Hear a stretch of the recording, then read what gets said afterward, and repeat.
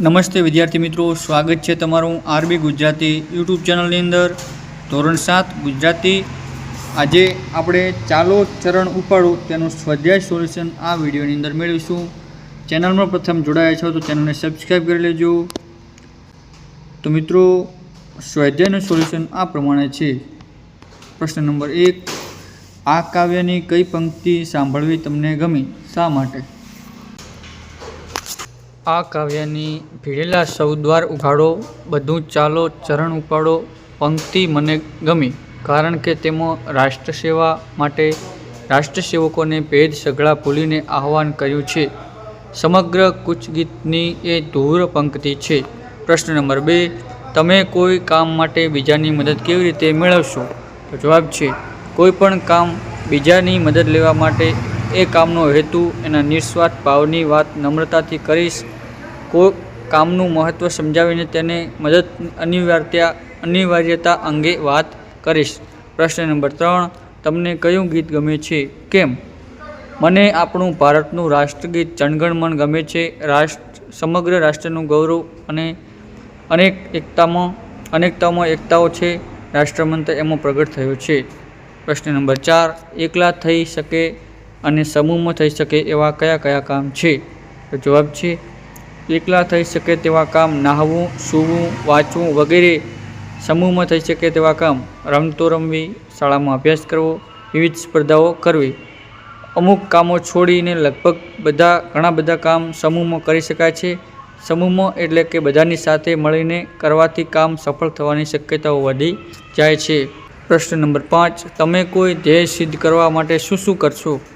જવાબ છે, ધ્યેય સિદ્ધ કરવા માટે આપણે આપણી ઈચ્છાશક્તિને પ્રબળ બનાવવી જોઈએ અને ધ્યેય પ્રાપ્તિની દિશામાં સખત મહેનત કરવી જોઈએ. એ માટે પ્રબળ ઈચ્છાશક્તિ અને દિશામાં સતત પુરુષાર્થ કરીને ધ્યેયની સિદ્ધિ માટે તન મન ધન અર્પણ કરીશું. પ્રશ્ન નંબર 6, તમે કોઈ પ્રતિજ્ઞા લીધી છે, ક્યારે? હા, મેં મારા દાદાની પ્રેરણાથી શિરીષ સ્વચ્છતાનો, પાણી બચાવવાની અને પશુ સેવાની પ્રતિજ્ઞા એમના જન્મદિને લીધી છે અને આ પ્રતિજ્ઞાને પૂર્ણ કરવા હું સતત તે અંગેનો વિચાર પણ કરું છું. પ્રશ્ન નંબર 2, શબ્દ અને તેનો અર્થ વાંચો. અર્થના આધારે વિકલ્પમાં આપેલા વાક્યોની જે સાચા હોય તેને ગ્રીન કલરનું કરો. તો પહેલું છે વેગ, ઝડપ. વેગ એટલે કે ઝડપ. તો ઢાળ પર સાયકલ, તો વેગ અને ઝડપ, તો તેનો જવાબ આવશે 130. ચિત્તો પૃથ્વી પરનું સૌથી વધુ વેગથી દોડતું પ્રાણી છે. ભેખ લેવો એટલે કે કોઈ ધ્યેય પાછળ સર્વસ્વ છોડીને પડવું. તેનો જવાબ છે, શ્રી મહના મમવાનો ભેખ લઈને મહેનત કરી રહ્યો છે. જય જયકાર, તો જીતની ખુશીનો પોકાર. તો તેનો જવાબ છે, જય જયકાર કરતાં કરતાં સરથસ આગળ વધી રહ્યું હતું. પ્રશ્ન નંબર 3, ઉદાહરણ મુજબના શબ્દો શોધીને લખો અને વાક્ય પ્રયોગ કરો. પ્રશ્ન 1, પળપળ. તો પળપળનો યોગ્ય ઉપયોગ કરે એ જ સમજદાર. ટકટક, નાની નાની વાતોમાં ટકટક કરવાથી ટપટપ. મમ્મીનો ઠપકો સાંભળીને આંસુ સર્યા. ધગધગ, અંધારી રાતે ડરપોક મેહુલને ધગધગ થવા લાગ્યો. ચટચટ, બિલાડી ચટપટ ખીર ચાટી ગઈ. 5, ગટગટ, મુન્ની ગટગટ દૂધ પી ગઈ. પ્રશ્ન નંબર 4, કૌંસમાં આપેલા શબ્દોનો ઉપયોગ કરી નીચેના વાક્યો પૂરા કરો. અજુગતું, અશક્ત, અનિમેષ, અડગ, અવિચલ અને અવિરત. તો પ્રશ્ન 1, જવાબ 1, સફળતા મેળવવા અવિરત મથવું જોઈએ. 2, ધ્રુવના તારાનું સ્થાન અવિચલ છે. 3, મજબૂત મનોબળ ધરાવતી વ્યક્તિ માટે કોઈ કામ અશક્ય નથી. 4, મન અશક્ત હોય તો શારીરિક બળ એકલું શું કરે?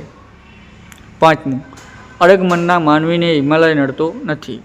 પ્રશ્ન નંબર 5, કૌંસમાંથી યોગ્ય શબ્દ મૂકો. શબ્દો છે દોડો, ખાડો, ઊંચી, આડો, પગલાં અને ડરાવે. તો જવાબ છે, ચાલો ચરણ ઉપાડો, છોને પર્વત આડો. ચાલો ચરણ ઉપાડો, સાથે પગલાં માંડો. ચાલો ચરણ ઉપાડો, કૂદી જઈને ખાડો. ચાલો ચરણ ઉપાડો, છોને ઊંચી પર્વત આડો. ચાલો ચરણ ઉપાડો. દોડો રાતને દાડો. ચાલો ચરણ ઉપાડો. ડરાવે નહીં કોઈ ત્રાડો. ચાલો ચરણ ઉપાડો. પ્રશ્ન નંબર 6, ઉદાહરણ મુજબના વાક્યો બનાવીને લખો. ઉદાહરણ છે ચાલો, જમીને લઈએ, ચાલો કસરત કરીએ. તો જવાબ છે ચાલો રમત રમીએ, ચાલો ફરવા જઈએ, ચાલો બેઠા બેઠા પ્રાર્થના કરીએ, ચાલો વૃક્ષો વાવીએ અને ચાલો હવે ગૃહ કાર્ય કરીએ. પ્રશ્ન નંબર 7. વાક્યની શરૂઆત ચાલો, દોડો, કહો, બોલો, જુઓ, ઉઠો તેવા શબ્દોથી કરો. પ્રશ્ન 1. જવાબ 1. શ્વાસ ભરીને દોડવા લાગો, ચાલો શ્વાસ ભરીને દોડવા લાગો, ઉઠો શ્વાસ ભરીને દોડવા લાગો. બીજું છે ધ્યાન આપીને વાંચવા લાગો. તો જવાબ ચાલો ધ્યાન વાંચીને વાંચવા લાગો, જુઓ ધ્યાન આપીને વાંચવા લાગો. પ્રશ્ન 3. સામેના મકાનમાં આગ લાગી, દોડો સામેના મકાનમાં આગ લાગી, ઉઠો સામેના મકાનમાં આગ લાગી. ચોથું, પંથ તારો કાપ્યે જા દ્વારા શું સંદેશ આપ્યો છે? પંથ તારો કાપ્યે જા કવિતા દ્વારા કવિએ દરેક પગલે સાવધ રહીને પ્રેમાળના પ્રગટ કરવા, અંતરને અજવાળવાનો, કાંટા કાકરા ધોમ ધમધમથી ધૈર્ય ધરીને ચાલવાનો, હિંમત ન હારવાનો, સ્વાર્થ અને સેવાનો પાઠ, સૌને શિસ્ત શાંતિનો સંદેશ આપે છે. પ્રશ્ન નંબર 9. 5 અક્ષરવાળા જોડાક્ષર ધરાવતા શબ્દોની યાદી તૈયાર કરો અને તેનું ઉચ્ચારણ કરો. ઇમાચ્છિદ તો સાંસ્કૃતિક, મહત્વપૂર્ણ તો જ્ઞાન વકલ્પ, રાજ્યાભિષેક તો હર્ષવર્ધન, વિશ્વવિખ્યાત તો વ્યક્તિ કેન્દ્ર, ઉચ્ચ પ્રદેશ તો પાઠ્યપુસ્તક. પ્રશ્ન નંબર 10. ઉપરની યાદીમાંથી કોઈ પણ 5 શબ્દોનો ઉપયોગ કરી 5 વાક્યો લખો. પહેલું છે હિમાચ્છિદ પ્રદેશમાં ભારે હિમવર્ષા થઈ. બીજું છે શાળાના સાંસ્કૃતિક કાર્યક્રમમાં તમને આમંત્રણ છે. ત્રીજું છે આંખો પ્રસંગ આમ તો વ્યક્તિ કેન્દ્રિત રહ્યો. ચોથું, મારા મિત્ર હર્ષવર્ધન વ્યાકરણ શાસ્ત્રી છે. પાંચમું, ગામના મહત્વપૂર્ણ કાર્યોને પ્રથમ પસંદગી આપવામાં આવે. પ્રશ્ન નંબર 11. કૌંસમાં આપેલા શબ્દોનો યોગ્ય ઉપયોગ શબ્દ પસંદ કરીને વાક્ય બનાવો. તો પહેલું છે શાળામાંથી જાન્યુઆરી મહિનામાં પ્રવાસે જઈશું. તો શબ્દ છે ક્યારે, કેમ ને કેવા. શાળામાંથી ક્યારે પ્રવાસ જઈશું? જવાબ. બીજું છે મમ્મીના જન્મદિવસે દીકરીને ભેટ આપી. તો જવાબ છે મમ્મીના જન્મદિવસે કોણે ભેટ આપી? ત્રીજું, અરવલ્લી ગુજરાત રાજ્યનો જિલ્લો છે. જવાબ છે અરવલ્લી કયા રાજ્યનો જિલ્લો છે? ચોથું, પપ્પા પ્રવાસમાંથી મારા માટે રમકડું લાવ્યા. તો જવાબ છે પપ્પા પ્રવાસમાંથી મારા માટે શું લાવ્યા? પ્રશ્ન 5. ચિંટુ અને મીનુ વિદેશ ફરવા ગયા. તો જવાબ છે ચિંટુ અને મીનુ ક્યાં ફરવા ગયા? પ્રશ્ન નંબર 12. આપેલી પંક્તિનો ભાવાર્થ ગુજરાતીમાં લખો. रुक जाना नहीं તું कहीं हार के, कांटों पे चल के मिलेंगे साए बहार का. તેનો ગુજરાતીમાં ભાવાર્થ છે તમે હાર માનીને ક્યાંય રોકાશો નહીં, મુશ્કેલીનો સામનો કરવાથી જ તમને સફળતા મળશે. તમે હાર માનીને થંભી જશો નહીં, કોષ્ટા ઉપર ચાલતા ચાલતા જ વસંત મળશે. પ્રશ્ન નંબર 2. एक रास्ता है जिंदगी जो थम गए कुछ नहीं, ये कदम किसी मुकाम पे जो थम गए तो कुछ नहीं. તો ભાવાર્થ છે જીવન એક પથ છે, જો થોભી ગયા તો કશું નથી. જીવન એક અંત વગરનો રસ્તો છે, જો તમે અટકી ગયા તો કંઈ મેળવશો નહીં. આ કદમ જો કોઈ મુકામે અટકી ગયા તો કશું નથી. આ ચરણ જો કોઈ સ્થળે અટકી ગયા તો તમે કંઈ પ્રાપ્ત કરી શકશો નહીં. પ્રશ્ન નંબર 13. આપેલા પ્રશ્નોના ઉત્તર લખો.